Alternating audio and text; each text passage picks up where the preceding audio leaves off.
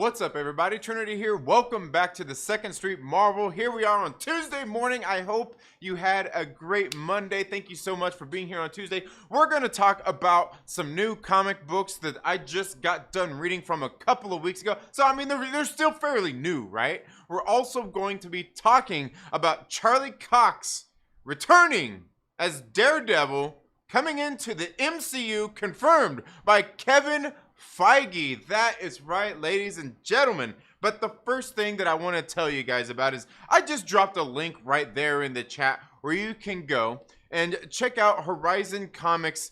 It's one of my local comic book shops. If you don't have a local comic book shop near you, maybe you're like my friends Bruce and Stephanie Comics. Maybe I need to reach out to them and talk to them about hooking up with my friends over at Horizon Comics. They do ship out books.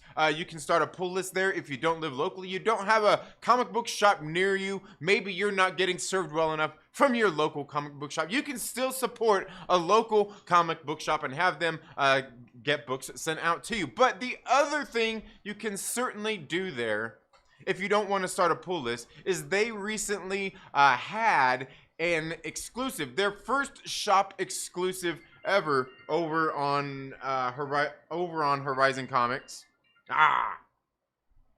They had their first shop exclusive over there for Vault Comics Radio Apocalypse. This is issue number 1, written by Rom V. You can go ahead and check out those covers. One of the things we're going to be doing here is we're going to be giving away both of these copies here on the channel. These were given to us courtesy of the great people over at Horizon Comics. We're going to give this away when we hit 2,000 subscribers. We're almost there.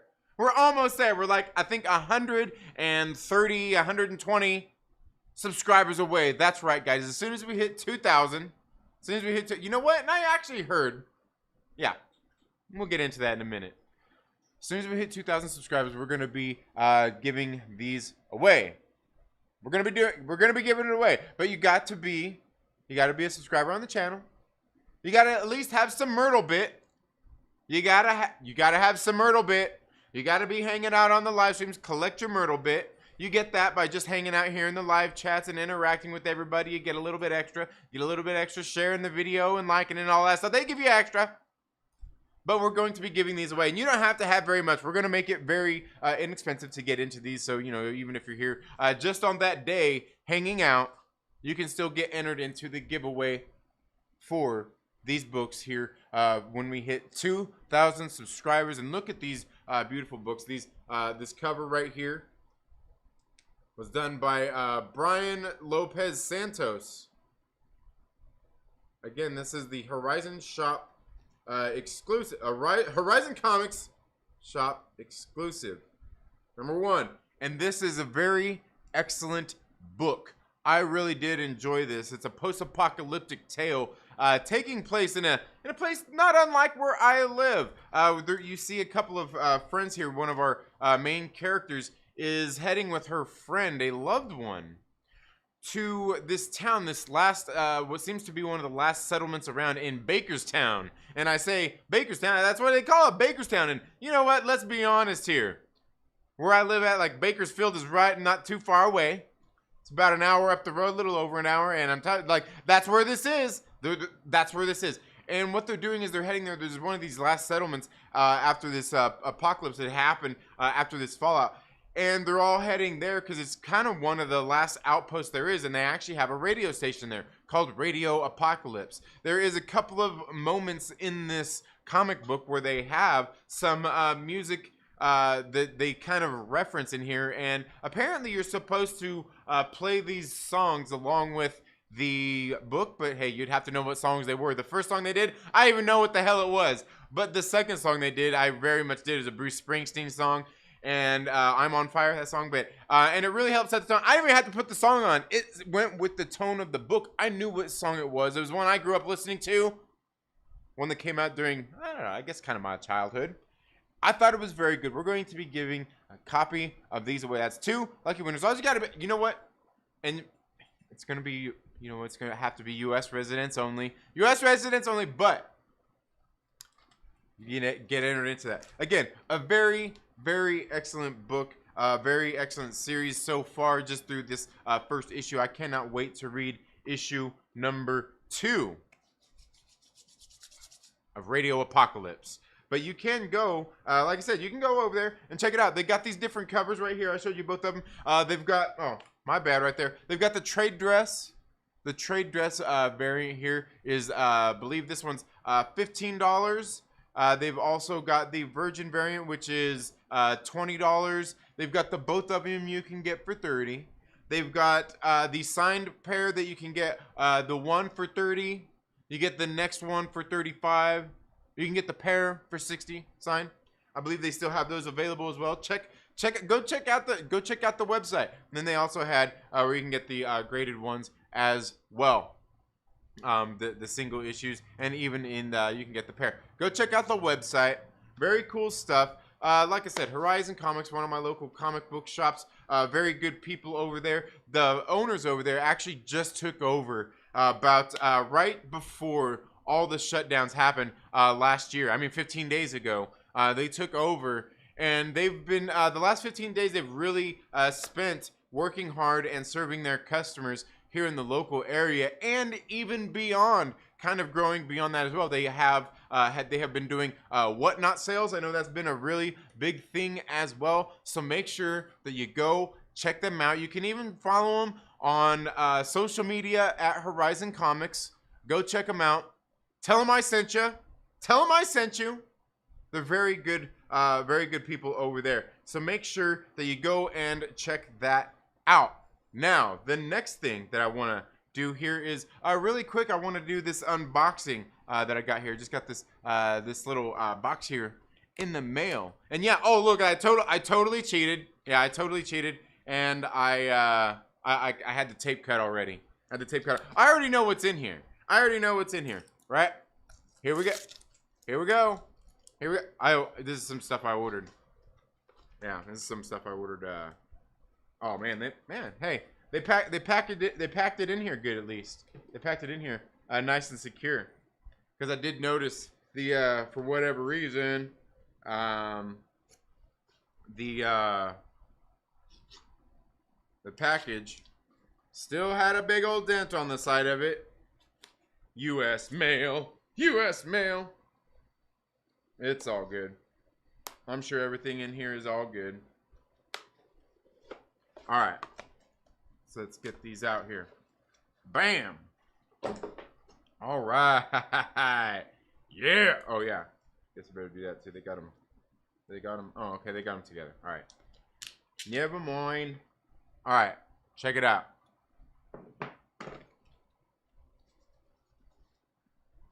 This is, man, these are in pretty good condition too. Songs for the Dead. This is issue number 1. This is the regular variant, or the regular cover, and the second cover as well. This is the second cover, the variant cover. This I'm not sure who did this variant cover. Let's see. Nick Robles did cover B, and Tess Fowler and Tamara Bonneville did cover A. This is cover A, and this is cover B right there. Very nice on both of those covers. You guys know, like, I love Vault Comics, man. They got some very good books that they put out, but this is a series I've been wanting to read for a while. I've been wanting to read it for a while because several years ago, when I was first really kind of was getting back in and started getting into indies, Vault Comics was one of the first publishers that I got into out there, and they, you know, I started with like Sarah and the Royal Stars, and gosh, what else? Like The Plot came out soon afterward. They did Maul, just some different ones. One of them was called The Necromancer's Map that I read, and I read it and I was like, oh, it was a good book. Little did I know that it actually, you know, once I started reading it, kind of found out they had a volume 1 of it that had come out before that, and that was Songs for the Dead. These were the previous 3 issues. I just got in the last time as well, the other 3 issues of this series, and so now I can finally get in, give these a read, and get through these books as well. Like I said, book I really did enjoy that second volume of, so I can't wait to get in here and read Songs for the Dead. Then I'll go back and read The Necromancer's Map, and I'll have the full thing ready to go. It'll be very, Cool. But yeah, I don't know. Let me know. Have you guys ever read Necromancer's Map? Let me know down in the comments below.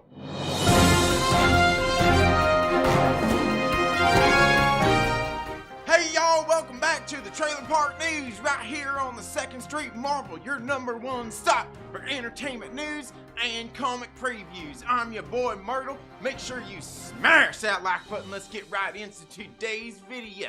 Now, today's top story is Kevin Feige loves Cox. That's right, he got Charlie Cox coming back. We're going to talk a little bit about that in a minute. But first, let's start off with some new comic books that we're going to be talking about a little bit later this week. Yeah, that's right, Trendy's going to be on here flapping his gun probably on Wednesday. Maybe drop a video or something. I don't know, man. You never know with that guy, right? Anyway, let's go ahead and talk about a few of the books coming out this week. First one we got coming to us from Ablaze Publishing. This is Gilliam March's Laura and Other Stories, man. They got 2 covers coming out for this one, man. And I gotta tell you, man, that very first book they did was pretty damn good, man. It's one that is definitely Myrtle approved. Yeah, that's right, man. You got my seal of approval on this one, man. You need to go pick up Laura and Other Stories. It's kind of like a slice of life kind of story, but like one like Gilliam March. Only Gilliam March can tell and do the art for here, man. I'm telling you, this book, issue 1 was absolute fire. He also did the Carmens over on the images, and I'm telling you, man, Gilliam March book is awesome, man. I'm telling you, you gotta read this one, man. Again, highly recommend this comic book out there. Make sure you go check it out, man. Smash that like button.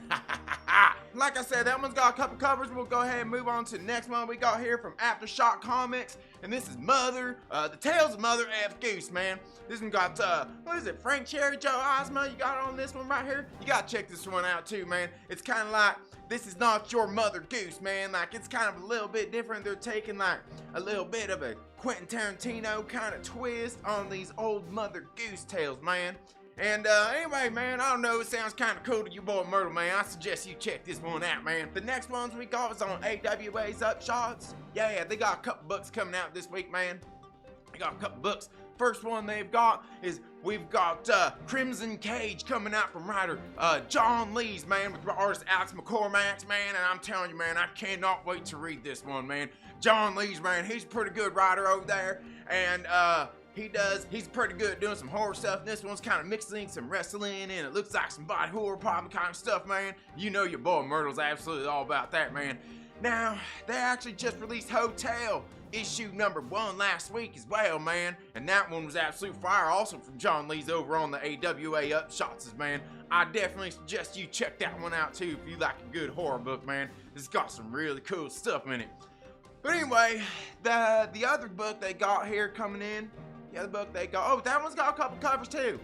The other book that we got coming out on AWA Upshots is issue #2 of Knighted.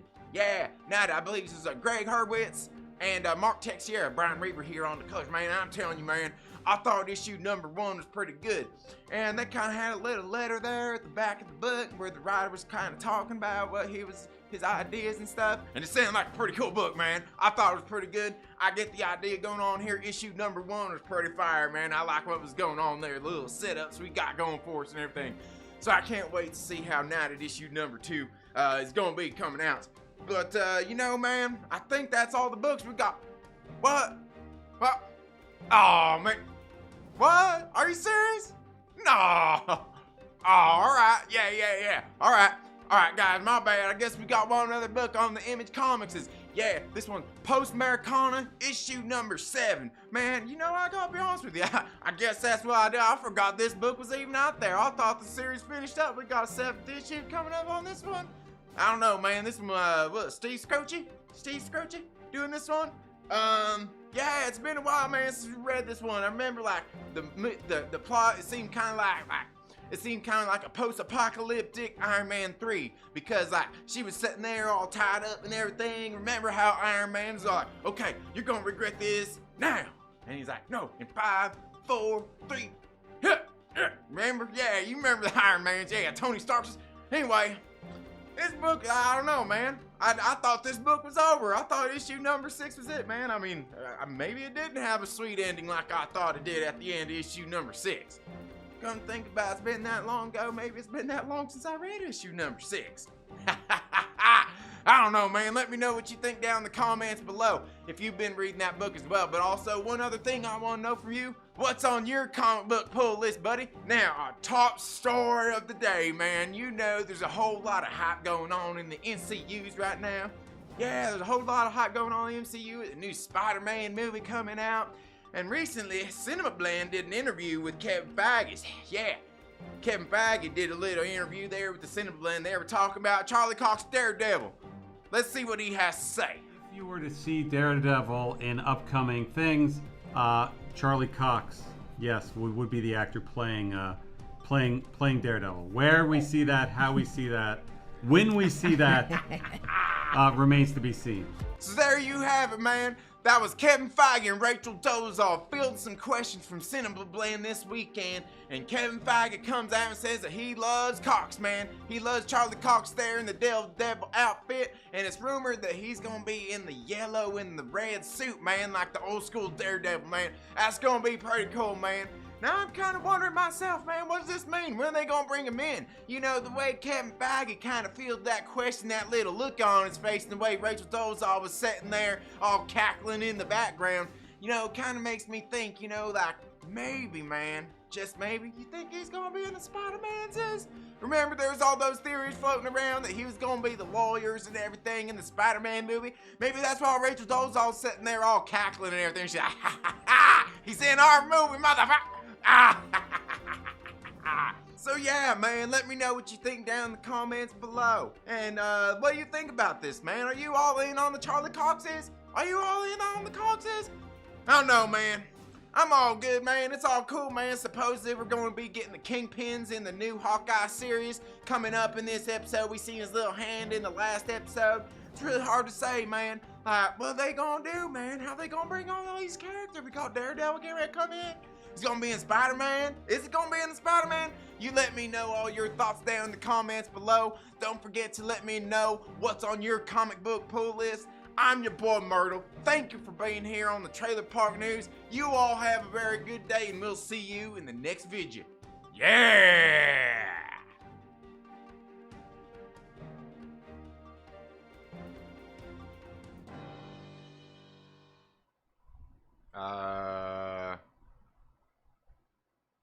Okay. What happened? What just happened there? Did you guys seriously interrupt me? Anyway, guys, welcome back to the show. Thank you so much for being here. I see we've got some great people here in the chat. We got Will Morgan, Aggressively Relaxing, Reefer Man Reviews, my man Wayne. If you're coming out here out west, we got to meet up, my friend. Definitely. Justin Simone, thank you so much for being here. We got TK's Batcave chilling as well. Eric Heine. Sunday, my friend. Sunday. Yes.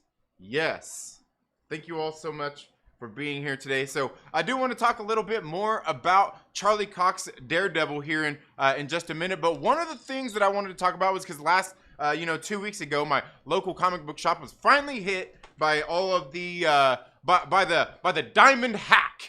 And all of the books were a little bit delayed that week. We didn't get them until the next week. And it was actually the week of Thanksgiving. So, I mean, it was kind of, I'm sure a lot of played into it. But one of the first things that I want to talk about here is House of Slaughter issue number 2, written by James Tynion IV and Alex Brombaugh.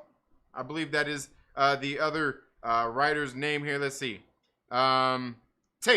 Tate Brombaugh. Why was I getting Alex? Tate Brombaugh. Script was by Tate Brombaugh, illustrated by Chris Sheehan, who very up and coming artist, doing some good work. Colored by Miguel Muerto, and lettered by Ann World Design. I'll show you those names right there. This is House of Slaughter, kind of expanding the universe of the Something is Killing the Children world. Now, if you haven't been reading Something is Killing the Children, I think it's a very good series, a very good book. It kind of drags along a little bit longer. Yeah, it's a little bit long in the tooth, but it is a very good story, one I would definitely suggest reading. Now, if you haven't read any of the issues, you know, one of the things that they actually did right now is recently they released book 1, is what they're calling it, and it was the first 15 issues of the I guess you could call it the Archer's Peak saga, where we've seen the first 15 issues go down, and released it in a hardcover book. Now, they had this in a hardcover deluxe edition with a slipcase, and then they just recently put out the hardcover as well without the slipcase. But they recently solicited to come out, I believe in March or April, a new a second printing of the hardcover of Something is Killing the Children, book 1. You can go out to your local comic book shop and put it on pre-order. Get that thing ordered today if you want one. The last one sold out. They had to get them allotted, so only certain people got them. I was lucky and I got one. You know why? Because I paid attention to previews and I went out and got it. So go and get it. I'm telling you right now, go put it on your comic book pull list. Go to your local comic book shop and tell them to put book 1, Something is Killing the Children, deluxe hardcover slipcase edition. It's going to be $69.99 retail. Tell them to put it on your comic book pull list. Now, getting back into House of Slaughter issue number 2, this book was okay. We can kind of see what's going on here as they're expanding the world of the House of Slaughter, giving us a little bit more backstory. Here we're dealing with, I'm actually dealing with a newcomer into the House of Slaughter back in the day here, where we've got, what was our main character? I can't even remember our main character's name in this book. I think his name is Aaron, and we can see here he's got kind of rooming up with this other guy who's kind of transferring from one house of these the Order of St. George, who go out and hunt down these wraiths, these monsters that kill children that only children can see. We see him coming in, and he's kind of moving houses, something that is very unheard of, that we really get the feel of in this issue, and something that a lot of people are not really into. The Butcher's Mark is what this issue is called, part 2.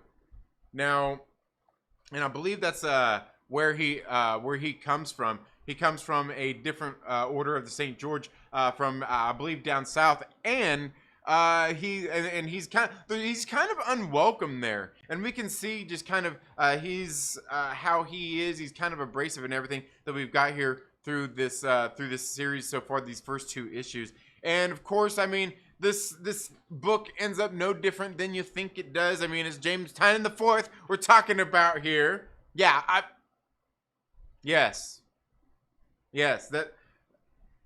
If you don't know what I'm talking, if you don't know what I'm talking about, spoiler alert, turn away now. This is how it ends up. Come on, it's James Tynion IV writing. It's in all his books. Hell, it's probably in Batman. But House of Slaughter, I think it's been pretty good. Is it a must-read? If you're really into Something is Killing the Children, you might enjoy this. Is it a must-read? I wouldn't think so. I think they're just going to be giving a little bit of backstory and expanding as we see them digging into Aaron's backstory, which we're probably going to get a little bit more of here in the next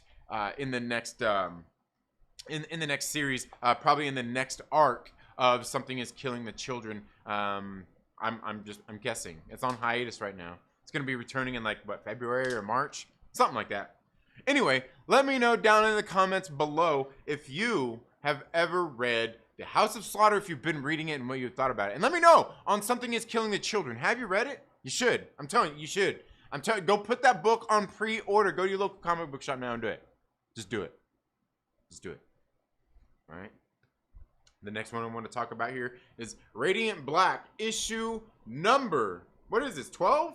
10. Issue number 10 here of Radiant Black. And this book right here is being written by Kyle Higgins. It's got art by Marcelo Costa.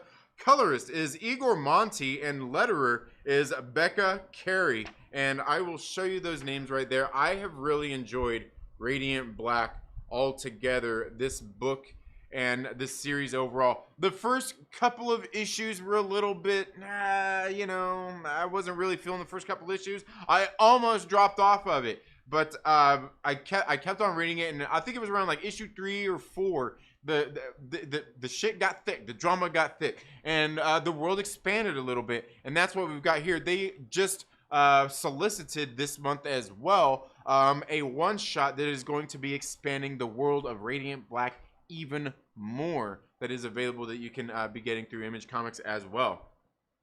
But here in issue number 10, I thought this book was really good. I've really been into this story after those first few issues, and here we see as our main character has been going into, he went into existence, and now he's going to truth, because that's the only way that he can go and save his friend, who was the original wearer there that they know of, with the Radiant Black suit. So it's been very good. It might not be for everybody, but I've really been enjoying this book overall.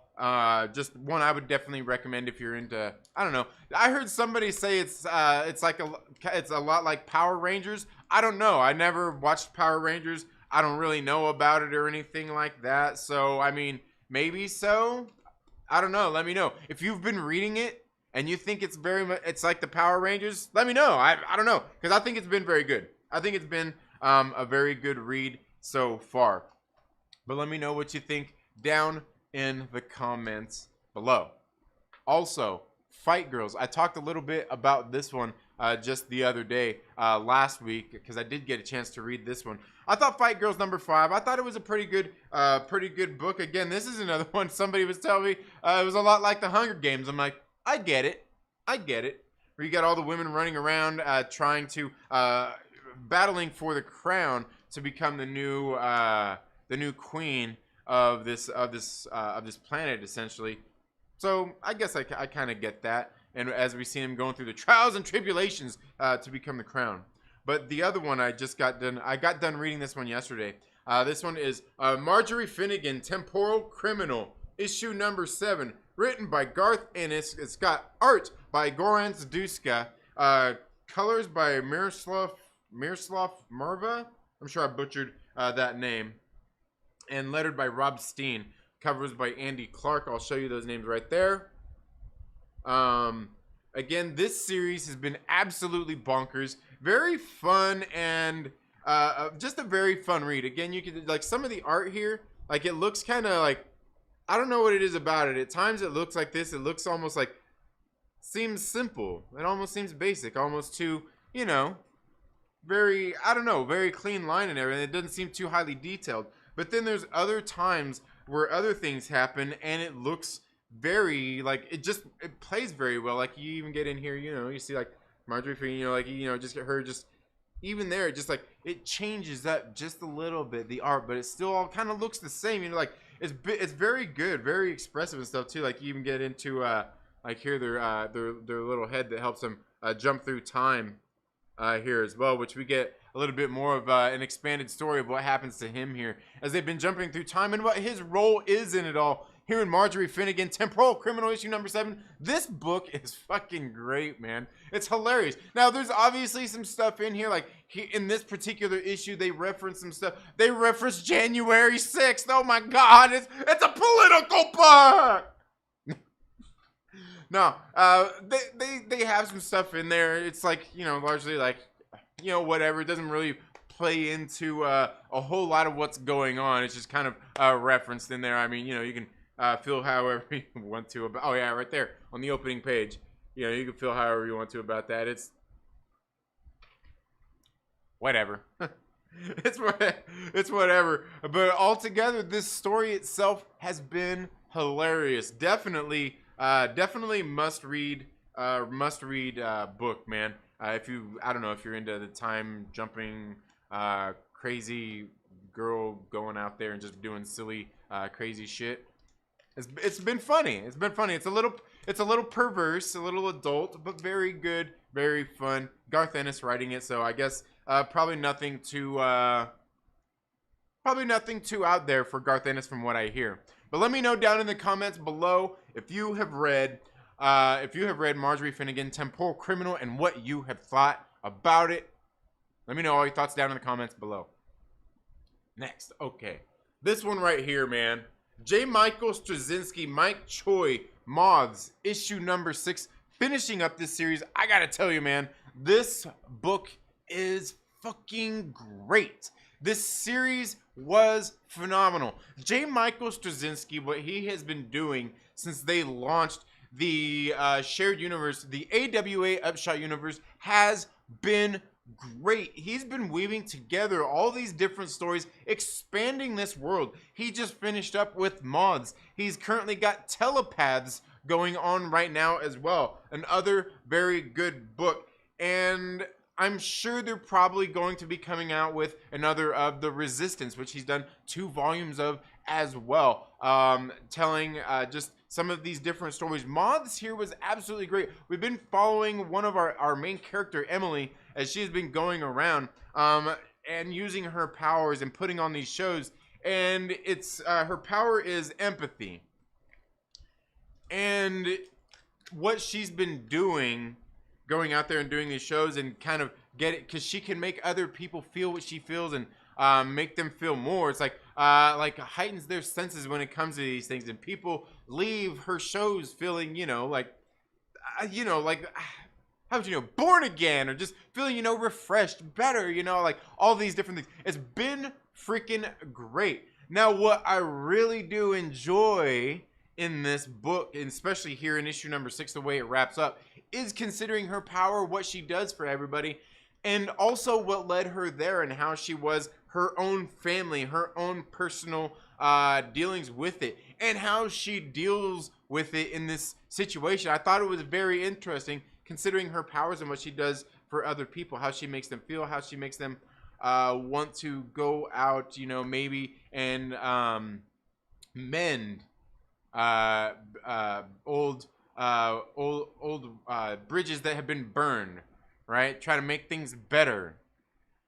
And we can see here in this series, while that's what she does for other people, she doesn't do that for herself. She still how her personal how things have gone down in her personal life are still affecting her, and how they affect her here. It's been fucking great. And I thought this issue number 6, due to some of those kinds of things going on in here, like probably one of the best books that AWA Upshot has put out at this point. I thought this was a fucking great book. Definitely recommend that you go out and read Moths. Definitely this series, and definitely all of the books that J. Michael Straczynski has been writing over here on AWA Upshot. It's just been very good. Let me know down in the comments below if you have been reading Moths and what you think about it. I want to know all your thoughts down there in the comments below. So, guys, let's get in here. Let's get in here. See what everybody is saying. See what everybody is saying, and then we'll get into talking about a little bit about some Charlie Cox Daredevil coming into the MCU, confirmed by Kevin Feige and Rachel Dolezal. What is up with that? What is up with that, right? All right, okay, so let's get in here and see what everybody is saying here.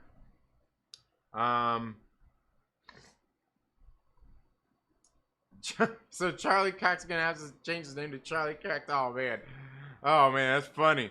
Will Morgan in the building. Yeah, got a little look like she stuck her finger in a light socket. Yeah. Now bring back Iron Fist, says Aglax. Yeah, absolutely. Another hacking. What? Yeah. Absolutely. I don't know what Myrtle's out there doing, man. I heard that Charlie Cox is going to be in the She-Hulk show. Yeah, and that very well could be the She-Hulk show. And I mean, I just think it's a little funny that this question come up. He fielded this question. They've got him and Rachel Dolezal over there. She's sitting there cackling about it. But I kind of feel like maybe he actually makes an appearance in Spider-Man No Way Home. And maybe that's why she's laughing about it, you know. She's like, you know, like she can't, she ain't got no poker face, man. Like she was on the pipe or something there, bro. Did you see her? Did you see her? Like, come on, come, look, don't make me. Look, do I gotta show it? Do I gotta show it? Okay, look. Let me see if we can put it up here. Let's see if we'll put it up here. All right. Where's it at? I don't know if it's gonna. I don't know how this is gonna work out for us, but we'll see. We'll see. Oh no, it's not there. It's not there. It's there. It's there. It's not there. There. No. Here we go. Should be right here. Should be somewhere right here. I think this is it. If you were to see DareDevil in huge. upcoming things, Look at it. Charlie Cox. If you were to see DareDevil in upcoming things, right now, Charlie Cox, yes, would be the actor playing Daredevil. Where we see that, how we see that, when we see that, remains to be seen. Yeah, she's off. Oh man, hilarious, dude. Hilarious. Anyway, sorry. Okay, let's get here. I heard that Charlie Cox is going to be in the show. Yeah, very well could be. I mean, that makes sense too. I mean, they're both lawyers, and yeah. Be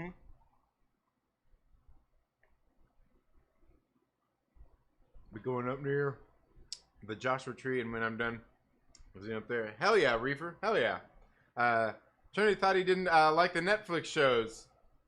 Just wait till we get Goofball Kingpin and dumb SWM. What's SWM? What's SWM? You got me. Oh my god. Daredevil. The real question, will Vanessa be running shit, showing Wilson how it's done in the MCU? Oh, Justin, man. You're cracking me up, brother. You're cracking me. She'll be the queen pin. Oh, man. Oh, man, that's hilarious. That is hilarious. All right. Oh, man, see, look. How everything all messed up here. When was the last time we... What? There we go. Yeah. Justine is sure too spicy. Justin, yeah. Well, if Justin going to be over the top parody nonsense opinions, I'll take the day off. There you go, act like, yeah, you can have the time out. Justin's here to cover for you, man. Oh, man, you guys are cracking me up. Yeah, Daredevil, in my opinion, is probably the best Marvel show ever done, and now it's going to get shat on. See, like, I really thought Jessica, like, for me, it was Jessica Jones season 1, man. For me, it was Jessica Jones season 1. I was like, damn, like, this is good. Like, I really like what was going on there in Jessica Jones season 1, man. Mike Coulter might break her in half, though. Super conservative Marvel is at it again, celebrating the toxic masculinity of the Kingpin. Just like they made the woke sister the bad guy in Shang-Chi. Yeah. Dang, man. Yeah, because she watched The Boys and trained herself. Yeah. Oh, that was my favorite, though. You know what? Like, look, though. I will tell you. So I'm going to be the UFC fired by rewatching all the UFC. Yeah, totally. And I'm totally with you there on that, Justin. I'm totally with you there on that. Now, I will say, however, you can learn that way. Like doing that, like you still have to go out there and get real experience, like actual training and shit. And they showed that his sister, you know, was doing training and stuff anyway. But the thing is, and with Echo, they did even better. And look, with it, like I'm telling you, like the MCU is starting to figure shit out. All the criticisms, they're figuring a lot of that stuff out. But I will say that there is stuff to be learned from observing people, techniques, obviously learning what your opponent's weaknesses and strengths are and things like that. A lot of stuff can be learned through observing. Absolutely. Just like I said, techniques and stuff like that. Like one of the things I do, like when I was like cycling, when I go out riding, when we'd be going out on a weekend ride, and you know, when we're going out on a weekend, it's all the guys, you know, having fun. We're just out there gonna go enjoy a nice, you know, 60, 70 mile long ride. But you know what? Some of the climbs, you know, we're still feeling a little sprightly. So what do? You attack, right? You go out there and you start hoofing it up the mountain and start trying to drop everybody, you know, and that's how it is, you know, just what you do. But what I would do is, you know, one of the things I would do is I would see how some of the pros, you know, what's going on and things like that, and kind of emulate that. When I would go out there and be like, oh, okay. And largely I will say it works. But you still have to put the time into training and doing all that shit. Like I didn't just start writing. I was like, oh yeah, I was no, I still had the talent. I still had the built up the capacity to be able to do that without getting dropped or letting these guys, you know, catch up and beat me to the top. You know, obviously there's some riders that could do that, no problem. Only a handful of them. But you get me, right? Like I will say there is a lot to be said for that. Like, you know, with certain things, techniques and stuff like that. But again, largely, I mean, you still obviously got to have the base training and stuff like that. So, like I said, there's a little bit to be learned there. But yeah. But yeah, you still got to have some real training. Yeah, Radiant Black, absolutely great. Start my own underground MMA league. There you go. And while you're sitting there kicking everyone's ass, like they get better than you because they're sitting there watching you kick all your students' ass, and they're sitting there, and it's like going back and forth, and you guys are all feeding off each other's energy, getting all like Matrix and stuff. And yeah. Anyway, I'm gonna be better in bed by watching. Oh, Wayne. Oh, you guys are cracking me up. Okay, I'm way behind on the chat. Every cage fighter interview I grew up watching. Yeah. Oh, dang it! It just jumped on me. Grew up watching fighting and then prepared to watch the tape on me. Okay, there you go. Garth Ennis. Yeah. Killmonger was a bad guy because conservative Marvel is trying to shove their propaganda down our throats. Yeah. Well, what we're gonna find out is it wasn't even really Killmonger. It was actually an evil white guy who's wearing blackface. We're going to find out it was Robert Downey Jr. What's going to happen? Yeah. Yep. That's exactly what we're going to... Tug Speedman's going to come out. Hey, anything's possible in a multiverse. Ultron said so himself. Yeah. So sit back and let the billionaires save you like in Endgame. A little on the nose, Kevin. Protect the patriarchy. Right? The rich right guy. Oh man, yeah, Myrtle is surprisingly good. Yeah. He is. No Iron Fist ever. Oh man, yeah, she was on the 5. Oh yeah, first season 1. Iron Fist season 1 is still some of the best fight scenes in the MCU. Man, it's been a while since I watched it. I have to go back and watch it. Maybe one of these days. That was some scary shit. Where did she get her? I don't know, man. I'm telling you. Need to cast Nick Rekieta as Cox opposing counsel.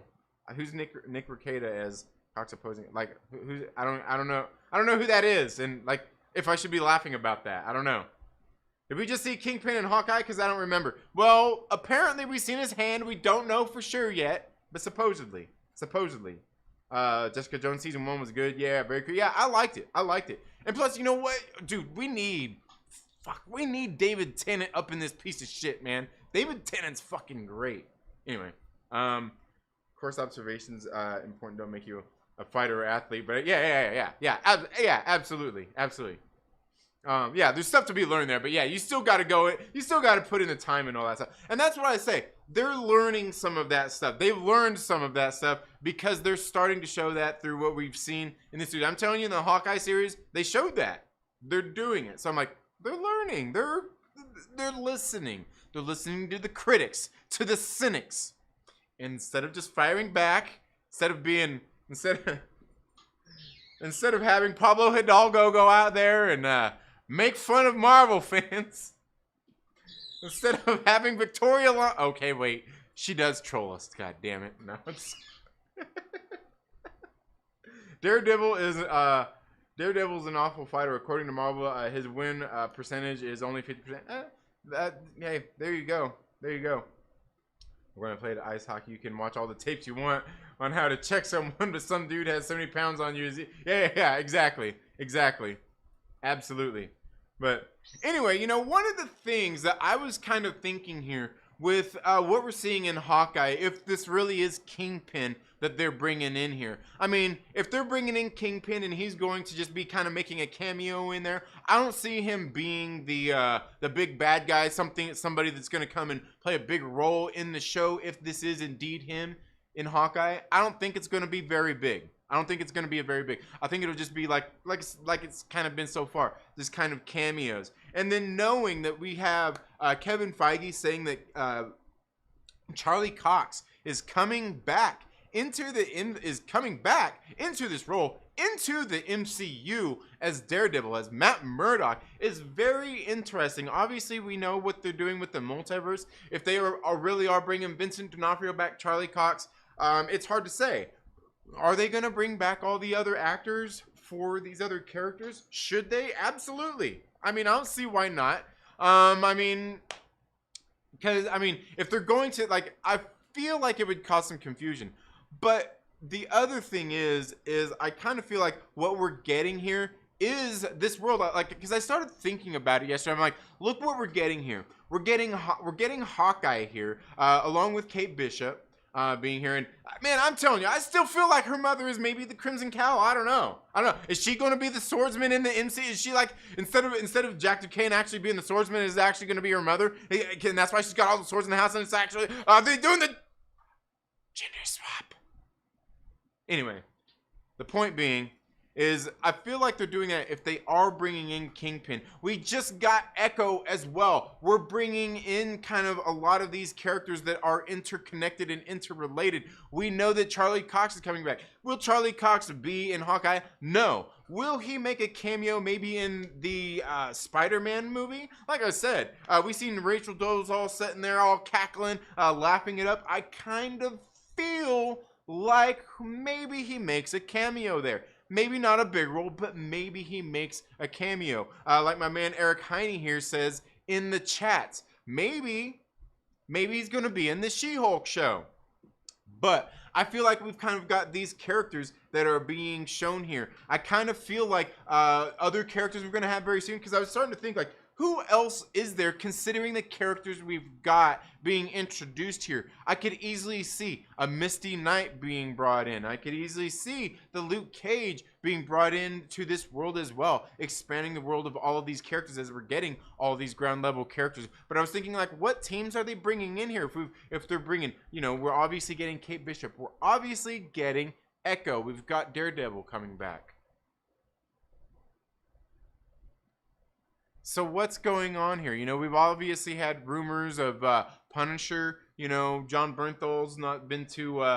He's been pretty candid that he's all in if they've got the right idea. I'm not really for sure, but I kind of feel like, you know, the MCU likes to do things a little bit different. And while even if they do bring in all of these characters and these actors to reprise their roles here, I really do feel like it's not going to be that same universe with all of those same characters going on. And I think as soon as we see the first one appear in the MCU, we're going to know for sure. Like I said, we're pretty sure we got that first cameo of Wilson Fisk here. And I guess we'll see how he looks. You know, there's rumors out there they're going to CGI him and stuff and make him a little bit bigger and stuff. And it's really hard to say. I don't know, like, who knows what to believe at this point, right? Who knows? But I also started thinking about how we're also looking at Spider-Man, and we know that there's, obviously they've talked about that they're going to continue with making Spider-Man movies. Another trilogy confirmed. And this will be, say, his college trilogy, right? Well, that's very interesting as well. You know, Daredevil and Spider-Man have crossed paths several times, many times.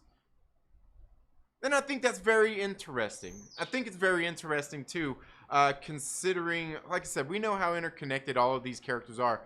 But, you know, we still don't know who owns Stark Tower. And I feel a lot of these things are related. We don't know who owns Stark Tower. And I really kind of feel like we know we're getting a college trilogy. Seriously? Let's not pretend like Tony Stark didn't care enough about Peter Parker to maybe set him up for the future, not only with maybe college, but maybe with a company like Parker Industries.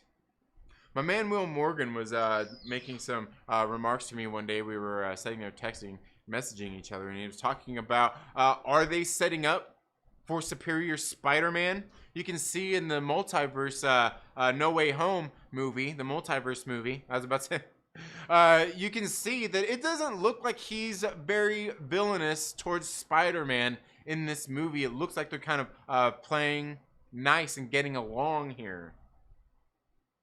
Now, does that mean that he's a good guy? I don't know. He could be having a sinister plot. Maybe we are headed towards Parker Industries. Maybe Stark Tower is now Parker Industries, and maybe all this stuff is going to start to kind of interplay here with all of these things, because I'm sitting there thinking of all of these characters and how these kind of ground level characters we're really expanding that world here. Did you guys know that Delroy Lindo was recently cast for the Blade movie? He's the second actor that's been cast for the Blade movie. Delroy Lindo. You know Delroy Lindo? Black dude. He's an actor. He was he's in God, wasn't he in Hoodlum? I think he was in Hoodlum. But he was the partner of Jason Statham in Jet Li's The One. He's a very good actor, man. Very good actor. But he got cast in there. You know, I was sitting there like, is he Whistler? Is he gonna be Dracula? Very interesting, all of these things, right? Very interesting. I mean, like, I don't know. It just seems like a lot of these kind of characters that are really all closely and interrelated. And obviously they are, just because they're Marvel shared universe anyway. But it seems like it's rapidly expanding, and I'm very interested to see what they're doing here with some of these castings and all these people they got going on. But yeah, you guys are talking like Midnight Suns. I was thinking Marvel Knights, Midnight Suns. I was thinking Daughters of the Dragon. I was kind of thinking about a lot of these things here, because we've even had the mention of the dragon as well, where we've seen like Echo in the Hawkeye series. And I'm just like, dude, there's too much going on here that feels like it's setting up all of these characters to not be happening right before our very eyes. But what's the next street level movie that's going to introduce more of these kind of street level characters to us? When will that Daredevil, when will Charlie Cox be coming in? Because I don't think it's going to be in the Hawkeye series. Could he make a cameo in Spider-Man? I think so. I think it's very possible that he makes a cameo in Spider-Man. But beyond that, you know, like I said, Eric Heine was talking about the She-Hulk very easily there. So I just don't know. But I feel like they are really rapidly expanding this universe with a lot of these characters. But let me know your thoughts down in the comments below. What you think? You know, are there what team do you think they're kind of building here? What characters are they bringing in for this? Because I really do kind of feel like if they're bringing in Echo through the Hawkeye thing, you know, if they're bringing in Wilson Fisk through there, if they're doing all that, obviously they're probably going to be bringing in a lot of those kind of characters in over these next couple of series that we know we've got coming up. We know we've got Ms. Marvel coming up as well. Will one of the characters show up in that? And you know, there was something very interesting that I seen as well. There was something in the previews. Man, I don't think I have it here near me. There was something in the previews magazine I thought was very interesting. They had a Ms. Marvel standee. I wonder if we can find that here on the interwebs and show that to for us, because it's something very interesting that they had here. Let me see if where's search at? Where's search at? Search. No, it's not a. It's not a. Oh, man, it's not a title. It's not a. No, is it a novelty? Is it a poster? Audio, visual products? Dang, man. I guess we'll just go all.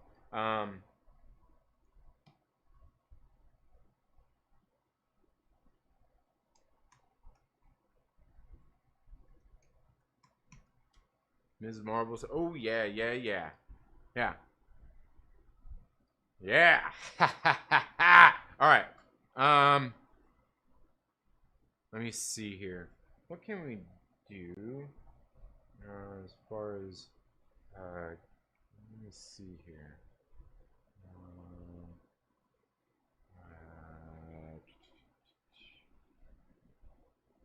No. Let me see. Let me see.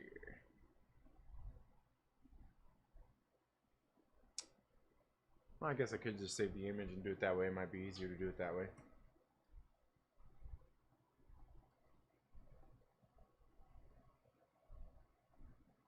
There we go. All right. All right. I'm gonna show you this. Where are we at?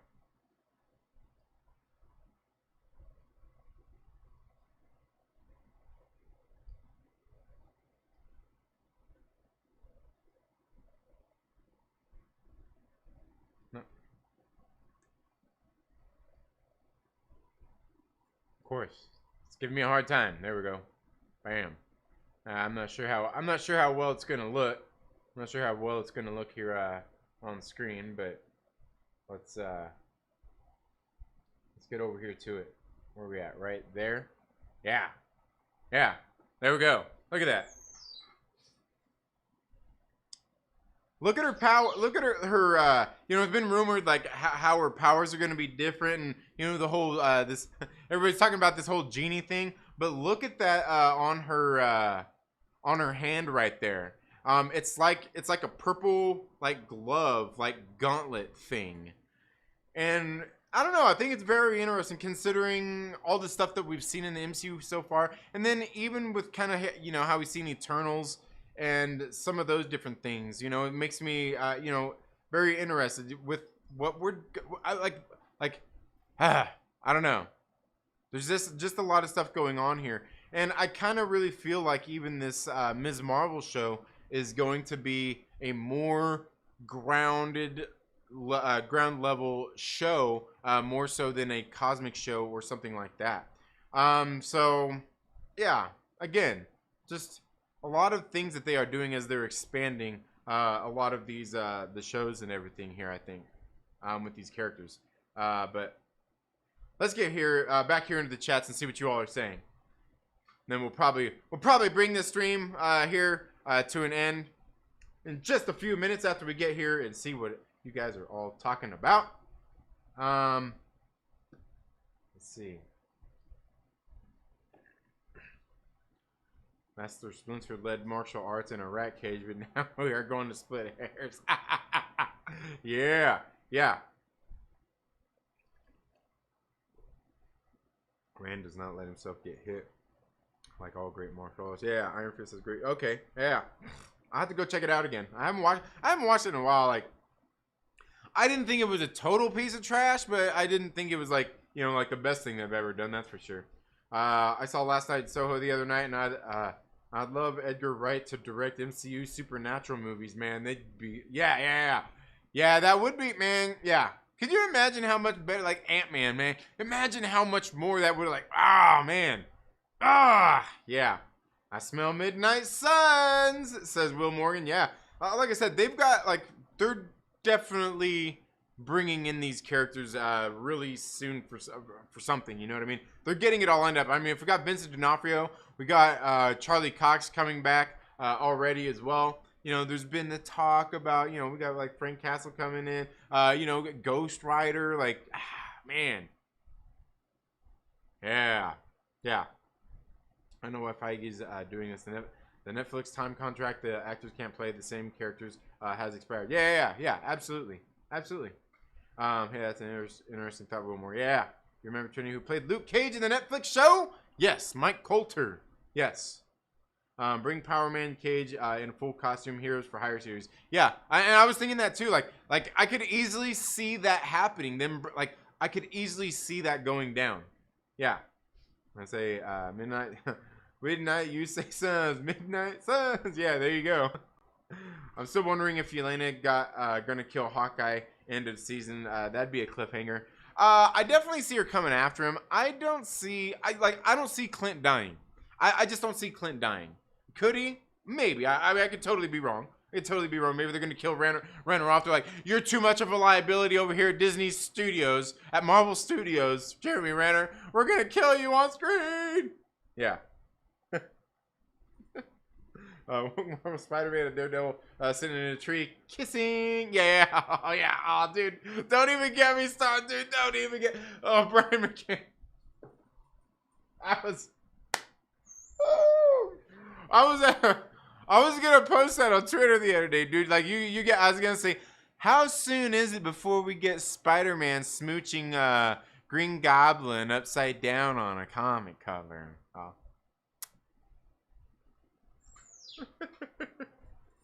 Dude was cast as Whistler from what I read. Yeah. See from the articles when I first read it, nobody had any clue. Nobody had it. It was just like he was cast. There was no. There was really no speculation. In the article I read, and like I kind of feel like it would be Whistler. But like I also kind of feel like Delroy Lindo, he's kind of one of those bigger actors out there that I feel like when you get some of these kind of characters out there, you cast somebody like this to come in and be a good villain. You know what I mean? Like to be, you know what I mean? Just that's kind of what I feel. I'm like, maybe he's gonna be, yeah, I don't know. Maybe he's gonna be Blade's father. Oh, yeah. But yeah. Oh, hey, I know that guy, yeah. Will Midnight Suns is my shit. Yeah. Conservative Marvel showing people like Peter Parker get attorneys for free after he lost control of his corporate drones. Yeah. It's the patriarchy. Yeah. The video game is Midnight Suns, no gender specific. Yeah, there you go. Because the whole way people born with an attorney and accountant according to the right. Hey. Just like bald people are born with a wig guy. I got a wig guy. I don't really have a wig guy. But we should be. I should be privileged enough to have him. I'm privileged enough to be bald and beautiful. I should have a wig guy. I want Hawkeye in with him getting a cab, in a cab to go home. Can I call myself Hawkeye now? Kate asked. I don't give a F. My name is Clint. It's other people that call me Hawkeye. I love it, Justin Simone. Yes. Or you know what? How about she says, can I call myself Hawkeye? And he uses what they're giving him as his new tagline. Aw, come on! like, let's do it. Here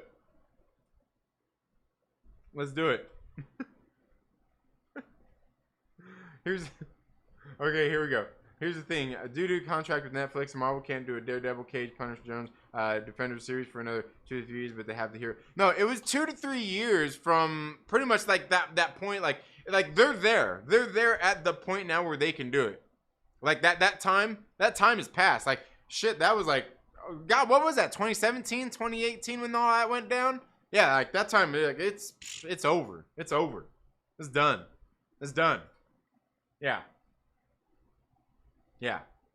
No, it was 3 years from that time. From that time. So like that time, like yeah, we're there. Yeah. Yeah, we're there. Sounds like Justin has been watching too much Marvel right-wing propaganda. Iron Man, big business, Thor, religion, Cap, the state. Wake up, sheeple. Yeah, absolutely. I'm with you, Aglax. I gotcha. The in-universe convention for the Ms. Marvel show looks awesome. Yeah. Oh yeah. There you go. The convention. Yay, hard pass on Kamala Harris. I mean, come on. Yeah. All right, Roofer Man, have a good one, dude. Have a good one. Ghost Rider from Agents of S.H.I.E.L.D. is returning, said Feige. Did he say that? I don't know. You know what? Like, I've never really been big into Ghost Rider anyway. But that dude, like Gabriel Luna, and I think his acting chops have gotten better since then even, but also as a TV show and all that kind of stuff. Like, I thought Robbie Reyes, like what they did with the Ghost Rider on there, I thought was actually pretty cool in the show. I thought it was pretty good. I liked it. And I know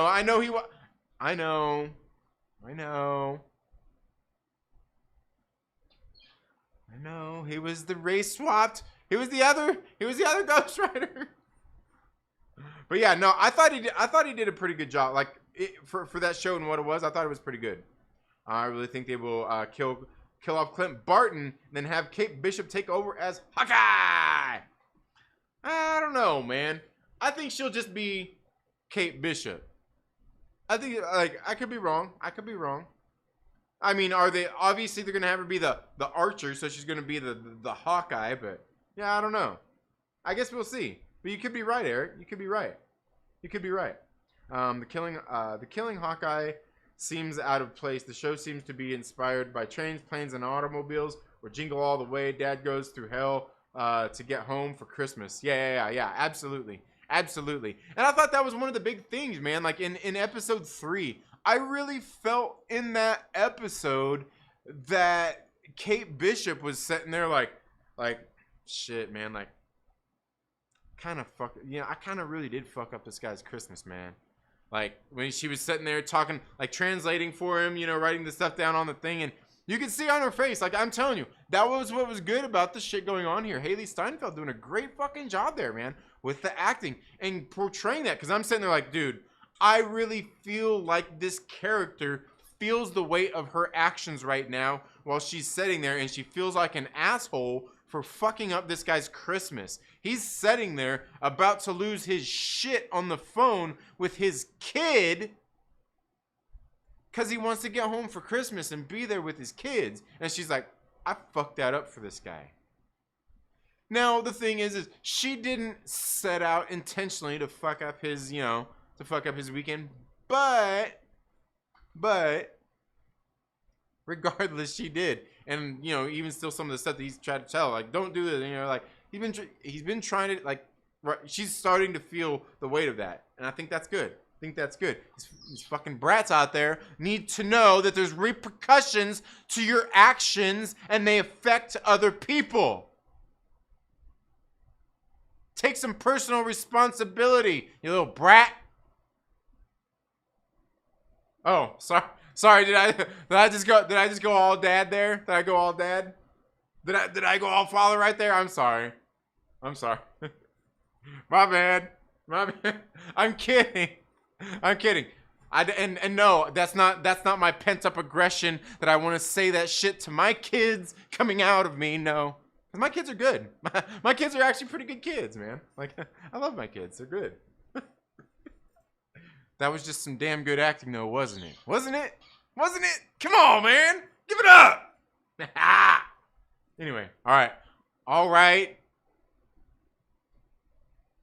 Settle down. I'll settle down. But yeah, that is a very, very good point, Aglax. I think you'll get there.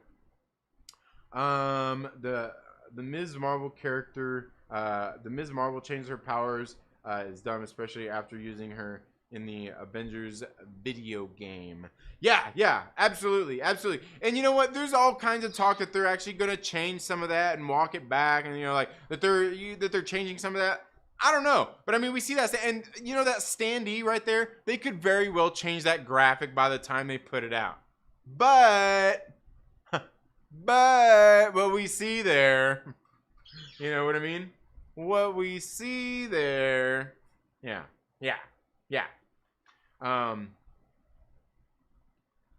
Because at conservative Marvel, it has to be about Christmas. Yep, absolutely.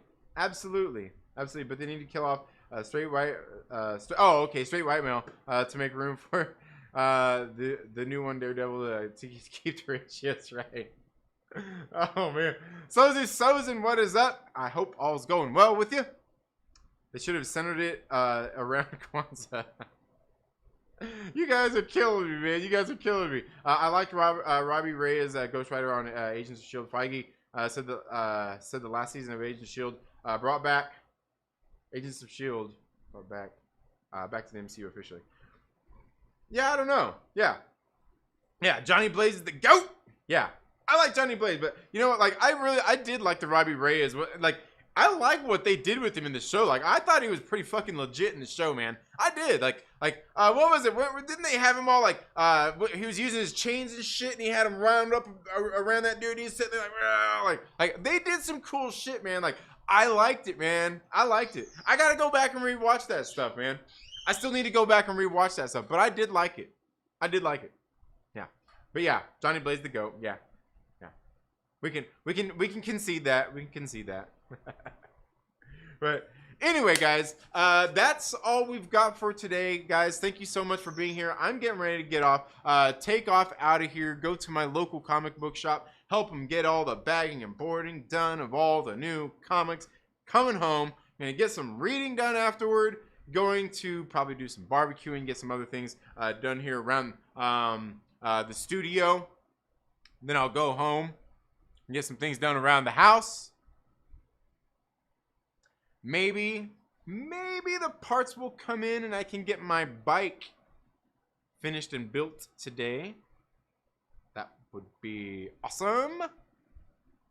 But anyway, guys, thank you so much for being here today. I greatly appreciate it. If you're not already, please make sure you subscribe, click the little bell and all that good stuff.